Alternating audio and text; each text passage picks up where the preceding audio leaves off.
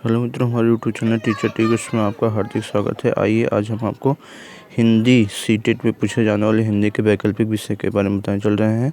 निर्देश है, नीचे दिए गए प्रश्नों के सबसे सही विकल्प चुनिए।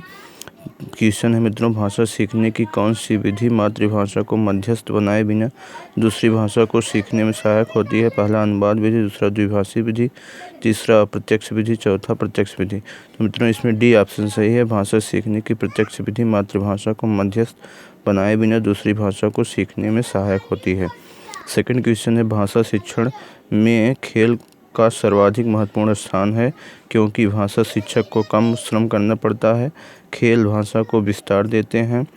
और सी है, खेल में आनंद आता है, खेल में शारीरिक विकास होता है। तो मित्रों इसमें बी ऑप्शन सही है। खेल के दौरान विभिन्न लोगों के मेलजोल से भाषा का विस्तार होता है, इसलिए भाषा शिक्षण में खेल का भी योगदान माना जाता है। नेक्स्ट क्वेश्चन है मित्रों, भाषा पाठ के अंत में अभ्यास और गतिविधियों का उद्देश्य डट नहीं है। तो भाषा का विस्तार करना, सृजनात्मकता का विकास करना, बच्चों को अभिव्यक्ति के अवसर प्रदान करना, प्रश्नों के उत्तर सरलता से याद करना। तो इसमें मित्रों डी ऑप्शन सही है। विद्यार्थियों को प्रश्नों के उत्तर सरलता से याद करवाने का कार्य पाठ के अंत में अभ्यास और गतिविधियों का उद्देश्य नहीं है। क्वेश्चन नेक्स्ट मित्रों, पाठन के अंत में ऐसे अभ्यास एवं गतिविधियाँ हो जो सरल भाषा वाले हो। दूसरा बी ऑप्शन, बच्चों को स्वयं कुछ करने और सीखने का अवसर प्रदान करें। सी, केवल पाठ से ही संबंधित हो। डी, पाठ का बिल्कुल आधारित न हो। तो मित्रों इसमें बी ऑप्शन सही। विद्यालय में हमेशा पाठन के अंत में शारीरिक मानसिक अभ्यास के कार्य एवं सांस्कृतिक कार्यक्रम अनिवार्य रूप से होने चाहिए क्योंकि इससे बच्चे प्रेरित होते हैं तथा कुछ नया सीखते हैं। नेक्स्ट क्वेश्चन है मित्रों, भाषा शिक्षण में बालक में मौखिक कौशल के विकास के लिए डाट सबसे कम महत्वपूर्ण है। किसी विषय पर चर्चा, बच्चों की बात को धैर्य से सुनना, प्रश्नों के उत्तर पूछना, अपनी बात कहने का पूरा मौका देना। तो इसमें मित्रों भाषा शिक्षण में बालक में मौखिक कौशल के विकास के लिए परम आवश्यक तत्व है कि विषय वस्तु पर सम्यक चर्चा हो तथा उस पर बच्चों की बातों को ध्यान से सुना जाए, न कि प्रश्नोत्तर हो। नेक्स्ट क्वेश्चन है मित्रों, भाषा सीखने में मातृभाषा का व्याघात है। आंशिक रूप से होता है, पूर्ण रूप से होता है, नहीं होता है, होता है। जिसमें मित्रों ए ऑप्शन से भाषा सीखने में मातृभाषा का व्याख्यात आंशिक रूप से होता है। नेक्स्ट क्वेश्चन है, भाषाई कौशलों के संदर्भ में कौन सा कथन सत्य है? भाषाई कौशल एक साथ सीखे जाते हैं, क्रम से नहीं। भाषाई कौशल एक दूसरे से स्वतंत्र होते हैं।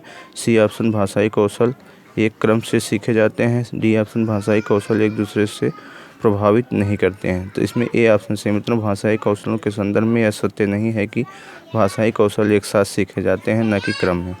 नेक्स्ट क्वेश्चन है, भाषा सीखने में होने वाली त्रुटियों के संदर्भ में कौन सा कथन सत्य है? त्रुटियां सीखने सिखाने की प्रक्रिया का अभिन्न अंग है। बी ऑप्शन, त्रुटियां अस्थायी होती हैं। सी ऑप्शन, भाषा सीखने में होने वाली त्रुटियां अस्थायी होते हैं। डी ऑप्शन, भाषा सीखने में होने वाली त्रुटियां यह समझने में मदद करती हैं कि बच्चे के मस्तिष्क में क्या चल रहा है। जिसमें सी ऑप्शन मित्रों सही है। भाषा सीखने में होने वाली त्रुटियां अस्थायी होती हैं तथा ये सीखने सिखाने की प्रक्रिया का अभिन्न अंग है एवं त्रुटियों से बच्चों की मानसिक स्थिति भी अस्पष्ट होती है।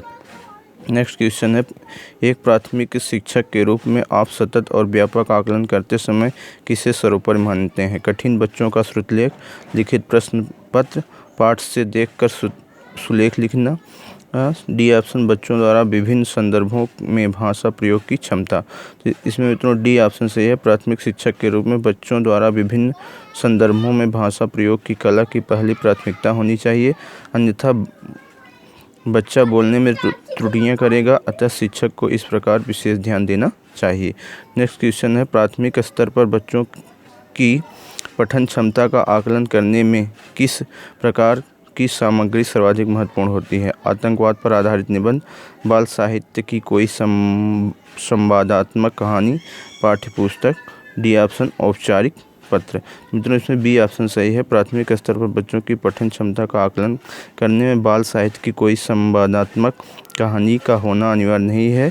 इसमें बच्चों की मानसिक विकास में तीव्रता आती है।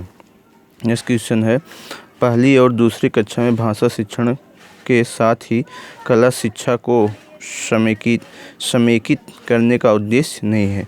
पहला, चित्रों के माध्यम से अभिव्यक्ति का विकास, दूसरा, बच्चों द्वारा आनंद की प्राप्ति, तीसरा, बच्चों के लेखन में परिपक्वता लाना। डी ऑप्शन, बच्चों की रचनात्मकता का विकास, जिसमें मित्रों सी ऑप्शन हमारा सही है। पहली और दूसरी कक्षा में भाषा शिक्षण के साथ ही कला शिक्षा को समेकित करने का उद्देश्य बच्चों के लेखन कार्य में परिपक्वता लाना नहीं है, अपितु भाषा के उच्चारण पर उनकी विशेष निगरानी करना है। नेक्स्ट क्वेश्चन है, प्राथमिक स्तर पर बच्चों की घर की भाषा को अपनी कक्षा में स्थान देना जरूरी है क्योंकि घर की भाषा सरल होती है। बच्चे ने अभी पूर्णतः नहीं सीखी है। बच्चे की भाषाई पूंजी है। डी ऑप्शन, मानक स्वरूप लिए होती है। प्राथमिक स्तर पर बच्चों की घर की भाषा को अपनी कक्षा में स्थान देना आवश्यक इसलिए है क्योंकि घर की भाषा बच्चे की भाषाई पूंजी होती है। बच्चे का बहुतायत समय अपने परिवार के बीच बीतता है और वह उसके लिए सहज ग्राह्य बन जाता है। इसमें सी ऑप्शन मित्रों सही है। नेक्स्ट क्वेश्चन है, भाषा सीखने सिखाने के संदर्भ में गृह कार्य का उद्देश्य होता है सीखने को विस्तार देना, अभिभावकों को प्रसन्न करना, बच्चों को कार्य में व्यस्त रखना, कापियाँ भरवाना। इसमें मित्रों ए ऑप्शन सही है। भाषा सीखने सिखाने के संदर्भ में गृह कार्य का उद्देश्य सीखने में विस्तार देना है। गृह कार्य देने से बच्चों को स्कूल के अलावा घर पर भी भाषागत अभ्यास होता है, इससे भाषा सीखने में उसे मदद होती है। नेक्स्ट क्वेश्चन है, भाषा अर्जन के संबंध में कौन सा कथन सत्य है? भाषा सीखना एक उद्देश्य होता है। सामाजिक सांस्कृतिक परिवेश के अनुसार अर्थ ग्रहण की प्रक्रिया स्वाभाविक होती है। भाषा अर्जन में बच्चे को बहुत अधिक प्रयास करना पड़ता है। भाषा अर्जन में किसी अन्य भाषा का व्याघात होता है। बी ऑप्शन सही है। भाषा अर्जन से समाज सांस्कृतिक परिवेश के अनुसार अर्थ ग्रहण की प्रक्रिया स्वाभाविक होती है। नेक्स्ट क्वेश्चन है, भाषा विकास के संबंध में कौन सा कथन सही नहीं है? भाषा विकास व्यक्ति निरपेक्ष है। बड़ों का संपर्क भाषा विकास की गति को तीव्र कर देता है। भाषा विकास व्यक्ति सापेक्ष है। प्रारंभिक भाषाई परिवेश की समृद्धता भाषाई विकास में सहायक होती है। मित्रों इसमें ए ऑप्शन सही है। भाषा विकास व्यक्ति निरपेक्ष होता है। प्लीज़ मित्रों मेरे चैनल को लाइक करें, सब्सक्राइब करें, शेयर करें। धन्यवाद।